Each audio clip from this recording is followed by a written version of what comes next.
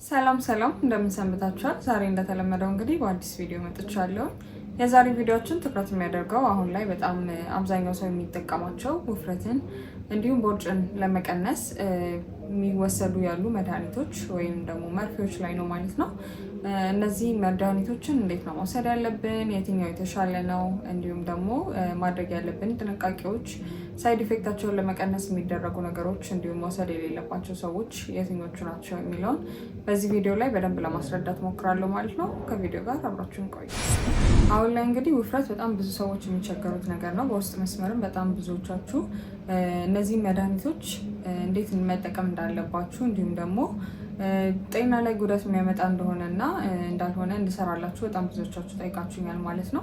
በአብዛኛው ሰው አሁን ውፍረቱን ለመቀነስ የሚፈልገው አንደኛ ከውፍረት ጋር የተያያዙ የተለያዩ በሽታዎችን ለመቀነስ እንዲሁም ደግሞ ሳይኮሎጂካሊ ካለው ተጽዕኖ አንጻር ነው ውፍረትን ለመቀነስ የሚሞክረው ማለት ነው። ከሚደረጉ ነገሮች ውስጥ አንደኛው ውፍረትን ለመቀነስ ከሚደረጉ ነገሮች ውስጥ አንደኛው አሁን ላይ እንግዲህ ውፍረትን ለመቀነስ ተብለው የሚወሰዱ መድኃኒቶች ናቸው ማለት ነው። እነዚህ መርፌዎች ኦሪጂናሊ እንግዲህ ውፍረትን ለመቀነስ ተብለው የተዘጋጁ አይደሉም። ስኳር ላለባቸው ሰዎች የስኳር በሽታን ለመቆጣጠር ተብለው የተዘጋጁ መድኃኒቶች ናቸው።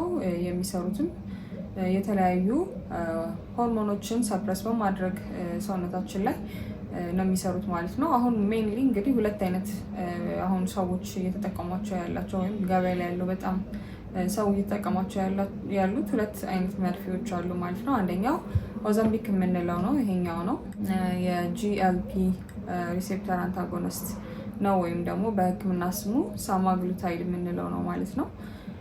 ሌላኛው ደግሞ ሞንጁሮ የሚባለው ነው። ሞንጁሮ እንግዲህ አሁን ከኦዛምፒክ በኋላ የመጣው ነው ማለት ነው። ይሄኛው ደግሞ ጂኤልፒ እና ጂአይፒ ሪሴፕተር ሮች ላይ ነው ማለት ነው የሚሰራው። በህክምና ስሙ እንግዲህ ትራይዘፕታይድ እንለዋለን ማለት ነው። እነዚህ ሁለት መድኃኒቶች ውፍረትን ለመቀነስ አብዛኛውን ጊዜ ሰዎች የሚጠቀሟቸው ናቸው። ኦዛምፒክ ያልኳቸው የመጀመሪያው መድኃኒት ውፍረት እንድትቀንሱ የሚያደርጋችሁ አንደኛ አፒታይታችሁን በመቀነስ ነው። ሁለተኛ ደግሞ ጨጓራችሁ ምግብ የሚፈጭበትን ሰዓት በማራዘም አብዛኛውን ጊዜ ረሃብ ስሜት እንዳይሰማችሁ ወይም ደግሞ በሆዳችሁ ምግብ እንዳለ እንዲሰማችሁ በማድረግ ኢንሱሊን በሰውነታችን ውስጥ ያለውን ሪስፖንስ በመጨመር በማስተካከል ደማችን ውስጥ ያለውን የስኳር መጠን በመቆጣጠር ክብደት እንድንቀንስ ያደርጋል ማለት ነው። እንዲሁም አፒታይታችንን በጣም ስለሚቀንስ የምግብ ፍላጎታችን ቀነሰ ማለት የምንበላውን መጠን በዛው መጠን ይቀንሳል ማለት ነው። ሁለተኛው ሞንጁሮ የምንለው ወይንም ደግሞ ጂኤልፒ እና ጂአይፒ ሪሴፕተር ላይ ነው የሚሰራው ያልኳችሁ ደግሞ ይሄኛው የተሻለ ክብደትን ለመቀነስ ጠቃሚ ነው ማለት ነው። ምክንያቱም አንደኛ የስብ ሜታቦሊዝም እንዲፋጠን ያደርግልናል። እንዲሁም ደግሞ ጂኤልፒ በውስጡ ስላለው መጀመሪያ ጂኤልፒ የሆነ ወይም ኦዛምፒክ ያልኳችሁ የሚሰራውን ስራ በጠቅላላ ደግሞ ይሰራል ማለት ነው። የሰውነታችሁን የስብ መጠን በመቀነስ የምግብ አፒታይታችሁን በመቀነስ በጨጓራችሁ ውስጥ ምግብ ለረጅም ሰዓት እንዲቀመጥ በማድረግ እና ሆዳችሁ እንደጠገበ እንዲሰማችሁ በማድረግ በደማችን ውስጥ የሚገኘውን የስኳር መጠን በመቆጣጠር እንዲሁም ደግሞ የአፒታይት መጠናችንን በመቀነስ የሰውነታችንን ክብደት ለመቀነስ ወይም ደግሞ ለመቆጣጠር በጣም ይረዳናል ማለት ነው። ኦዛምፒክ ከሞንጁሮ ከምንለው አንጻር ሲነጻጸር በደንብ ክብደትን ለመቀነስ ጊዜ ሊወስድ ይችላል ማለት ነው። አንዳንድ ሰዎች ላይም በደንብ በተፈለገው ፍጥነት ላይሰራ ይችላል። ሞንጁሮ የሚባለው ግን በደንብ ክብደትን ለመቀነስ በፍጥነት ይሰራልናል ማለት ነው። ምክንያቱም እንዳልኳችሁ ጂኤልፒ እና ጂአይፒ ሪሴፕተሮች ስለሚሰራ እና የስብ ሜታቦሊዝምን ስለሚያፋጥን ማለት ነው።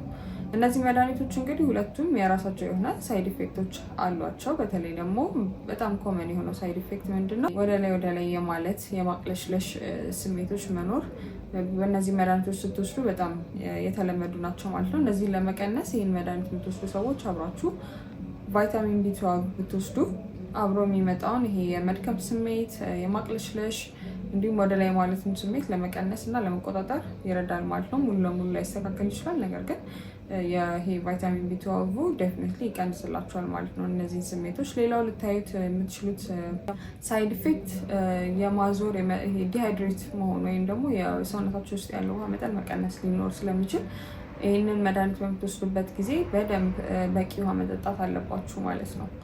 ከዛ ባለፈ ይህን መድኃኒት ማታ ላይ ብትወስዱት ይመከራል። የሚወሰደው በሳምንት አንዴ ነው። ዶዙ እንግዲህ እንደ ሰውነታችሁ ክብደት ይወሰናል ማለት ነው። አንድ ዶዝ ላይ መጀመሪያ ለ1 ወር አንዱን ዶዝ ከወሰዳችሁ በኋላ እንደ አስፈላጊነቱ ዶዙ መስተካከል ይችላል ማለት ነው። ስለዚህ በሳምንት አንዴ ነው ማለት ነው ይህ መድኃኒት የሚወሰደው።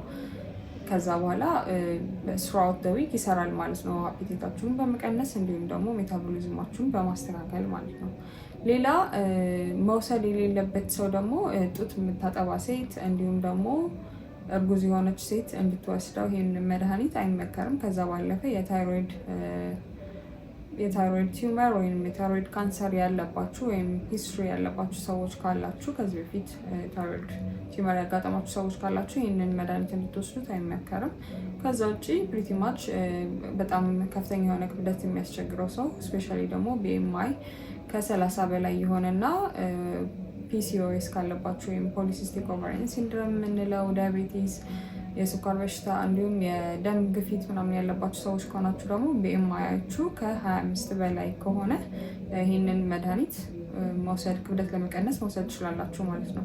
ሌላ ማድረግ ያለባችሁ ነገር ይሄኛውን መድኃኒት በምትወስዱበት ጊዜ አንደኛ በአንድ ጊዜ ክብደት በሚቀንሱ ጊዜ ሰውነታችሁ ይሄ ቆዳው የተለጠጠ ስለሚሆን ሉዝ የምንለው ስኪን የመኖር ነገር ስለሚኖር እሱ እንዳይሆን ይህን መድኃኒት በምትወስዱበት ጊዜ አብራችሁ ስትሬንግዝኒንግ ኤክሰርሳይሶችን በቤታችሁ ውስጥ መስራት ትችላላችሁ ማለት ነው። ረጅም ሰዓት ላይሆን ይችላል። ከ10 እስከ 15 ደቂቃ የሚሆኑ ስትሬንግዝኒንግ ኤክሰርሳይሶችን መስራት አለባችሁ። ከዛ ውጭ ደግሞ ዳይታችሁ በደንብ ፕሮቲንን የያዘ መሆን አለበት ማለት ነው። በሚቃጠለው ስብ ፋንታ የሚተካ መስል ወይም ስጋ ስለሚያስፈልግ ፕሮቲን የሆነ በፕሮቲን የበለጸገ ምግብ መብላት አለባችሁ ማለት ነው። እንደ ስጋ፣ አሳ እንዲሁም ደግሞ አታክልቶችን በደንብ መመገብ ያስፈልጋል ማለት ነው። ይህንን መድኃኒት በምትወስዱበት ሰዓት አንደኛ የአቅም እጥረት እንዳይኖር፣ ሌላው ደግሞ በቂ ውሃ መጠጣት አለባችሁ። ቅድም እንዳልኳችሁ ከሳይድ ኢፌክቶች ውስጥ አንዱ ዲሃይድሬሽን ነው። ስለዚህ በደንብ በቂ ውሃ መጠጣት አለባችሁ፣ እንዳይደክማችሁ፣ እንዳያዞራችሁ። እንደዚህ አይነት ሳይድ ኢፌክቶችን ለመቀነስ በቂ ውሃ መጠጣት አለባችሁ ማለት ነው። ይህም በምታደርጉበት ሰዓት መድኃኒቱ በአንድ ወር ውስጥ እስከ 15 ኬጂ ድረስ እንድትቀንሱ ሊረዳችሁ ይችላል ማለት ነው። በተለይ ሞንጁሮ የተባለው መድኃኒት ከ10 እስከ 15% ድረስ ክብደትን ለመቀነስ ይረዳል ማለት ነው። በፍጥነት ከኦዛምቢክ አንጻር ሲነጻጸር ለአንዳንድ ሰዎች እስከ 20-25% ድረስ ክብደትን ሊቀንስልን ይችላል ማለት ነው። ስለዚህ እነዚህ መድኃኒቶች ክብደትን ለመቀነስ አሪፍ ናቸው። በንጽጽር አንጻር ስናየው ደግሞ ከኦዛምቢክ ይልቅ ሞንጁራ የሚባለው የውፍረት ለመቀነስ ኦሪጂናሊ ያው የተዘጋጀው ለስኳር በሽታ ነው ብያቸዋለሁ። ነገር ግን ያው ሰዎች ለክብደት መቀነሻውን ስለሚጠቀሙት ክብደትን ለመቀነስ ያኛው ሞንጁራ የሚባለውን ብትጠቀሙ አሪፍ ነው ማለት ነው። እንግዲህ እነዚህ መድኃኒቶች ይህን ይመስላሉ። የምትጠቀሟቸው ሰዎች እንዳልኳችሁ አመጋገባችሁን እንዲሁም ደግሞ በቤት ውስጥ የሚደረጉ የተወሰኑ ጡንቻችሁን ሊያጠነክርላችሁ የሚችሉ እና ይሄ ሉስ ስኪን የምንለው ነገር በኋላ ላይ እንዳይከሰት ማድረግ የተወሰኑ ኤክሰርሳይሶችን ማድረግ አለባችሁ ማለት ነው። ከዚህ መድኃኒት ጋር በተያያዘ ወይም ደግሞ ሌሎች ጥያቄዎች ካላችሁ እንደተለመደው ኮሜንት ሴክሽኑ ላይ አስቀምጡልኝ፣ ለመመለስ እሞክራለሁ ማለት ነው። እስከ ሳምንት ድረስ ባባይ።